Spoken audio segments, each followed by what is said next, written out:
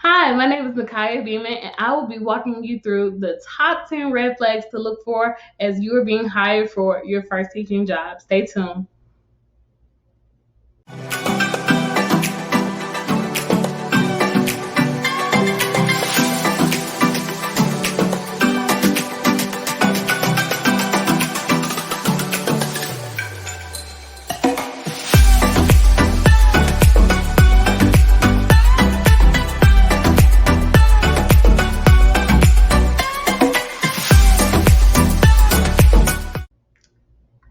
So, kicking off our list is going to be my number 10, in my opinion, when a team leader doesn't reach out to you after you've been hired. Now, this can be a grade level team lead, or it can be an instructional coach, or it can be a department head or department chair of some sort. If the school doesn't have it, plenty of schools don't, especially smaller ones. They might not have that kind of structure. But if they're there and they're not approaching you, it can kind of forewarn some signs of lack of turnover, lack of people getting acclimated to the culture and to the workplace and things like that. You can miss the opportunity to bond with your coworkers, or you just might not feel like you fit in or that anybody necessarily cares. And that's really, really, really important as you go into the school year, that you feel comfortable, right? So I feel like it can be a foreshadowing of some internal issues to come. So be on the lookout for that.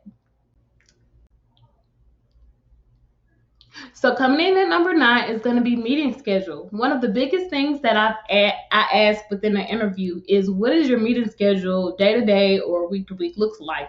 And so if it is jam packed with meetings and little time for pre planning, little time for parent involvement or anything like that, or just it doesn't seem like it's structured enough. Because some will try to downplay the disorganization within the school. I think it's very important for you to emphasize meeting schedule because it will definitely determine how your day to day looks also.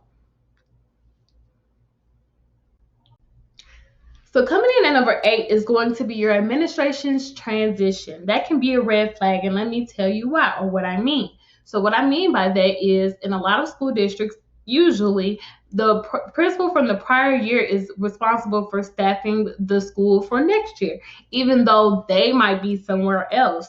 So school districts have different reasons for moving around principals. It could be a shortage. It can be a bunch of things. However, if you ask a coworker that you're going to be working with, or you track where the principal is going to go, you can see whether it is really a problem. There is a such thing as high principal turnover, and also not having quality administrators within the district. So you need to keep an eye on how transparent they are in that process, and also keep an eye on what kind of movements are being made within your school district, and make sure you have that conversation with your coworkers. So coming in at number, let's see, 7 is something that I only really reflected on recently, and that is if your human resources links on the web pages and things like that do not work. The numbers, the links don't work. And recently being in a pandemic has shown us that the human resources department is very integral to our lives.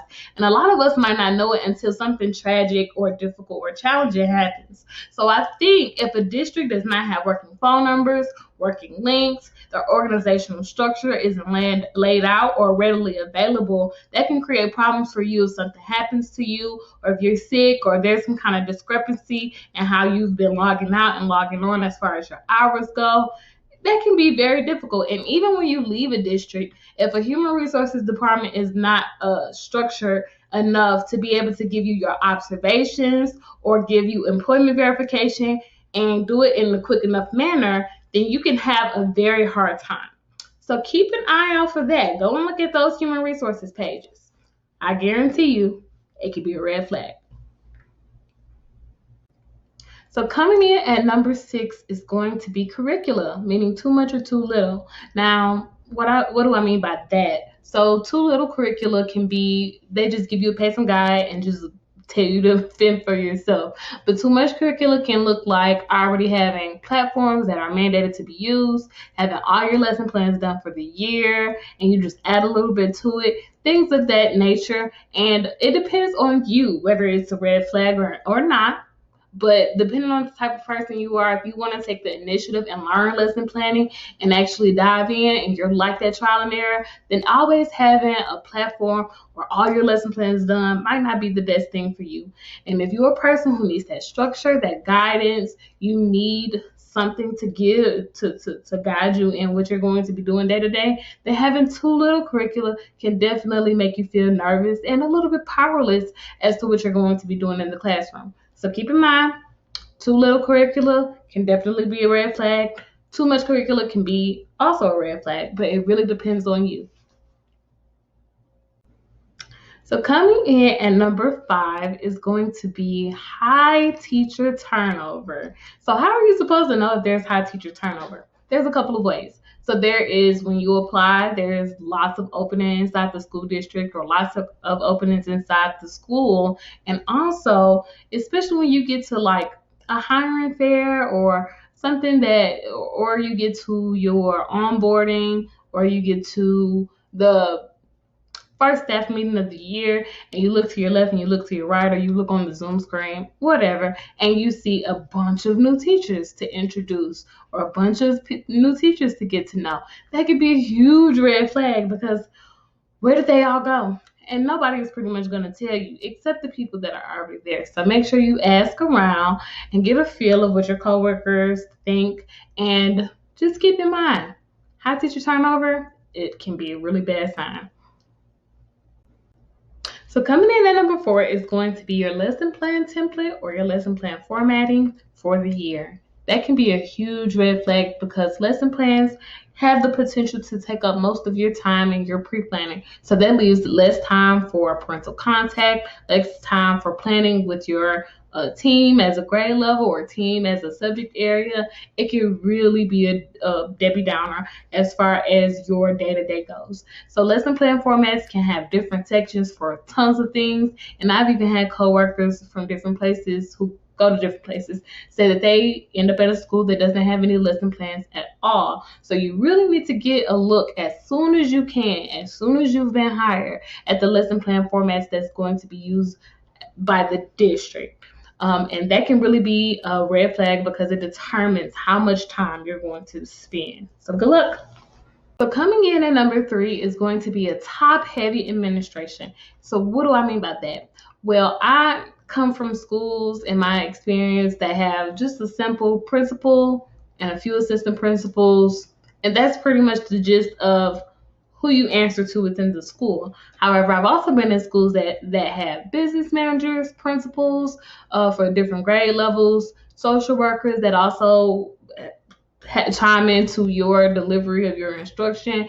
You have instructional coaches that chime into the delivery of your instruction, grade level team leads, department chairs that tune into your instruction.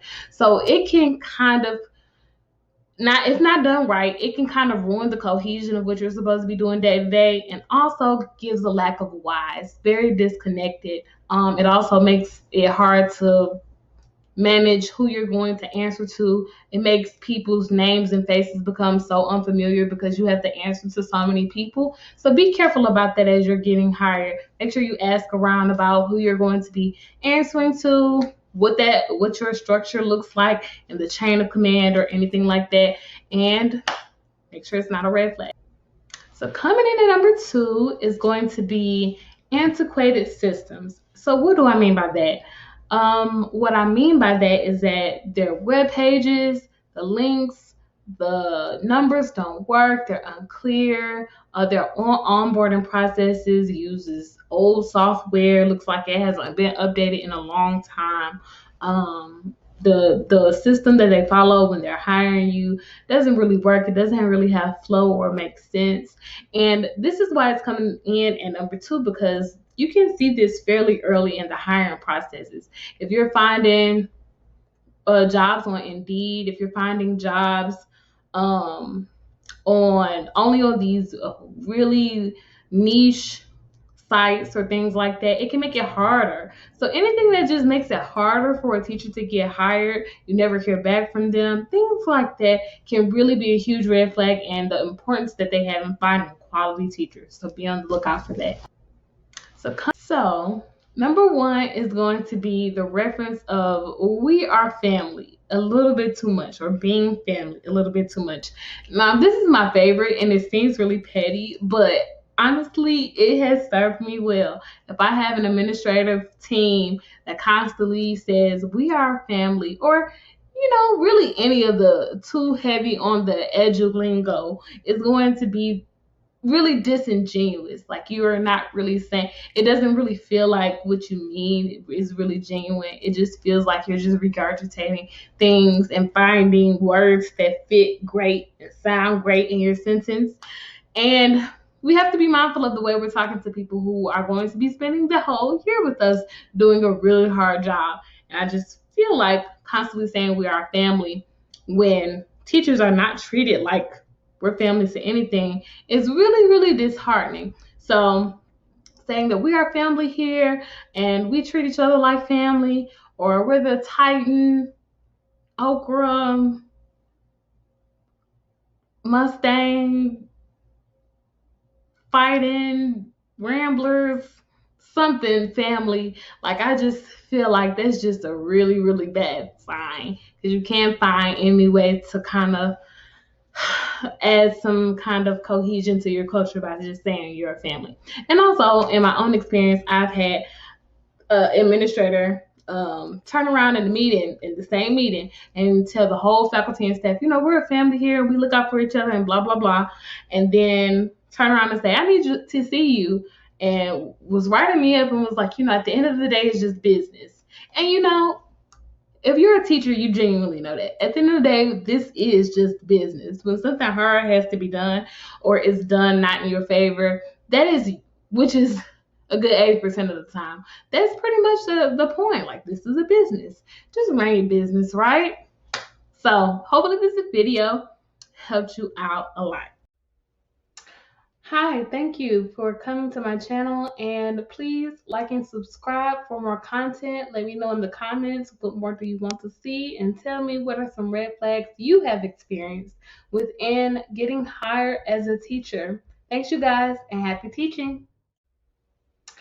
Hi, thank you for coming to my channel, and please like